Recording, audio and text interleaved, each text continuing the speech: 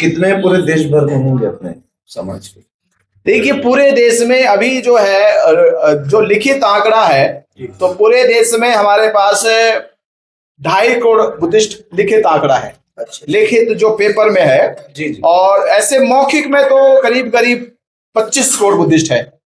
मौखिक जो है 25 करोड़ बुद्धिस्ट हो चुके हैं। और ये डेटा भी भारत के सर्वेक्षण में आया है जी कि इस समय भारत में सबसे तेजी से ग्रोथ जो हो रही है, या तो बौद्ध धर्म लोग स्वीकार कर रहे हैं या ईसाई धर्म स्वीकार कर रहे हैं।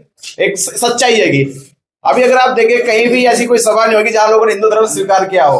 लोग ये तो कह रहे हिंदू हिंदू एक हो जाओ, और ऐसी कोई मीटिंग नहीं होती होगी लोग हिंदू बन जाओ। तो अगर दुनिया में देखा जाए तो अभी 2 धर्म कोई स्वीकार करने वाला नहीं, एक तो मुसलमान बनने वाला नहीं है और कोई हिंदू बनने वाला नहीं है।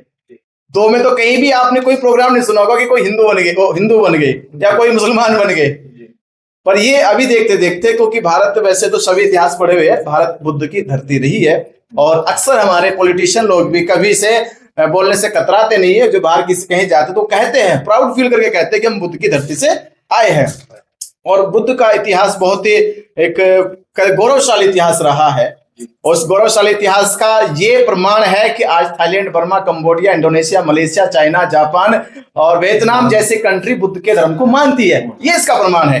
तो यानी बुद्ध बहुत शक्तिशाली धर्म रहा होगा। नहीं तो आप देखिए, नहीं तो हिंदू धर्म आज शक्तिशाली है, पर इतने देश हिंदुओं के नहीं है, बुद्धिस्टों के है।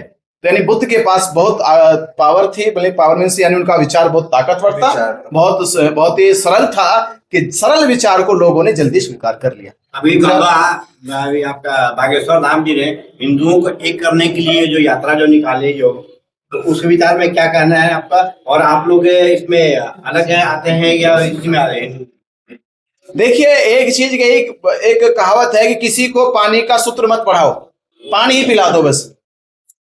तुम पानी का सूत्र क्यों पढ़ा रहे है ना, उसे पानी ही पिला दो ना बस तुम। तो बाबा साहब अम्बेडकर जी कह रहे तुम इनको एक एक कर रहे, इनकी अनेकता की जो जड़ है, जो एक नहीं है, वो शास्त्र है। तुम शास्त्रों को हटा दो उसमें से।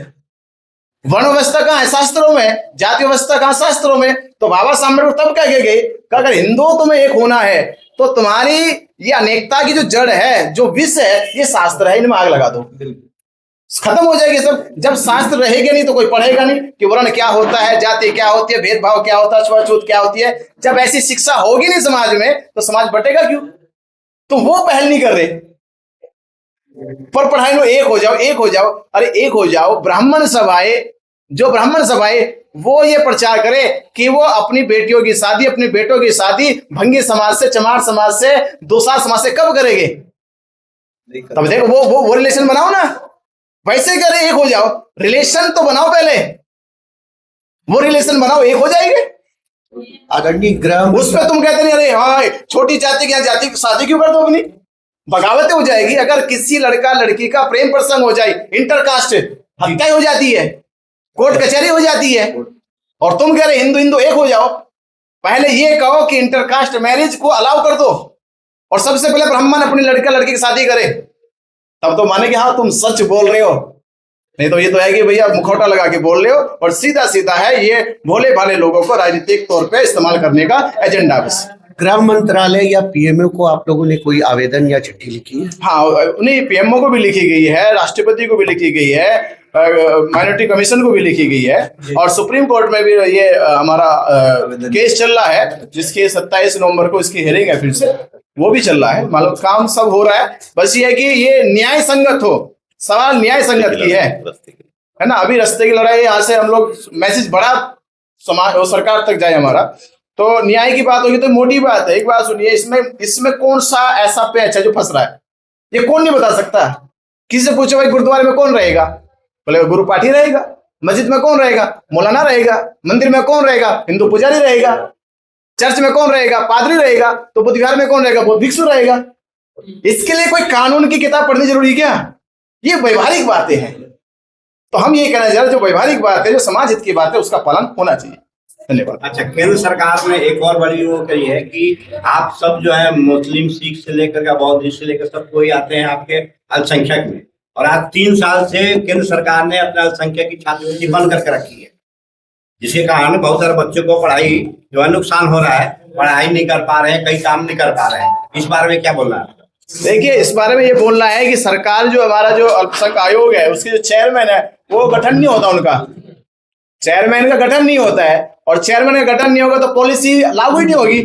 तो अगर आप देखें तो केंद्र सरकार जो अल्पसंख्यक आयोग हमारा तो 4 साल से पेंडिंग पड़ा है। 4 साल से आयोग चेयरमैन नहीं बैठा अभी तक।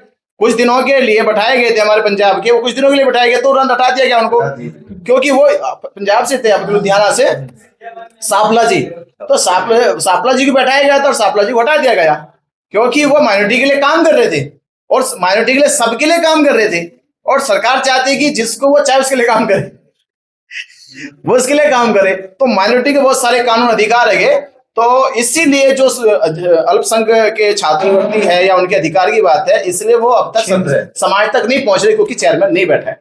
तो कोशिश करके पहले अल्पसंख्यक आयोग में माइनॉरिटी का चेयरमैन बैठना चाहिए। जब चेयरमैन बैठ जाएगा तो वो अपने आप लागू कर देगा सब चीजें, ये इसलिए वो पेंडिंग है। 16 को जो है, जो आपका मेन फाइनल 12 फरवरी 2026 दिल्ली रामलीला मैदान, वहीं पे पूरा कल क्या क्या कार्यक्रम है? कई सारी नीतियां और कई सारे कानून धाराएं बदल रहे हैं। आपको क्या लगता है कि इसके लिए उनकी सहमति मिलेगी, और अगर सहमति नहीं मिलती है तो अगला कार्यक्रम क्या होगा? नहीं, संविधान इस चीज की इजाजत देता है कि कानून में समय अनुसार, परिस्थिति अनुसार, समाज की जरूरतों के अनुसार ध्यान रखते हुए संविधान में संशोधन हो, और इसी आधार पे आज 100 से ज्यादा संशोधन हो चुके हैं। तो वो संशोधन इसलिए होते कि एक समय समस्या कुछ है, अगले समय समस्या कुछ और होगी। तो संविधान समय समय पर समाज को सही अधिकार, सही उसकी जरूरतों के समान अधिकार मिलते रहे, तो उस पर पहल करता है। तो 6 जुलाई 1949 को ये कानून बना हुआ, तो तब देश में संविधान लागू भी नहीं हुआ था, क्योंकि संविधान लागू 26 जनवरी 1950 में हुआ और ये पहले बन गया है। तो इसका मतलब ये होता है कि जब संविधान बनने से पहले लागू हुआ तो उसको खत्म तो वैसे हो जाना चाहिए था, क्योंकि अब वो कानून लागू हो गए जो संविधान के अनुरूप है, जो संविधान से पूर्व बने और संविधान के किसी भी अनुच्छेद का या किसी भी कानून का उल्लंघन करते हैं या किसी भी समाज की अभिव्यक्ति या धार्मिक सामाजिक स्वतंत्रता का हनन करते हैं, तो उस एक्ट को, कानून को रद्द कर देना चाहिए।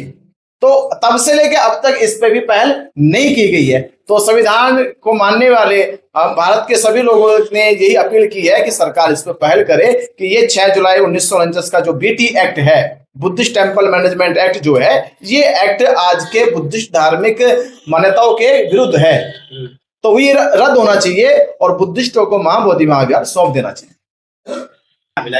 यहाँ से यात्रा है और जनसभा है, ध्रुव से यात्रा शुरू होगी, भिलाई पे जनसभा होगी। पैदल रहेंगे। हाँ,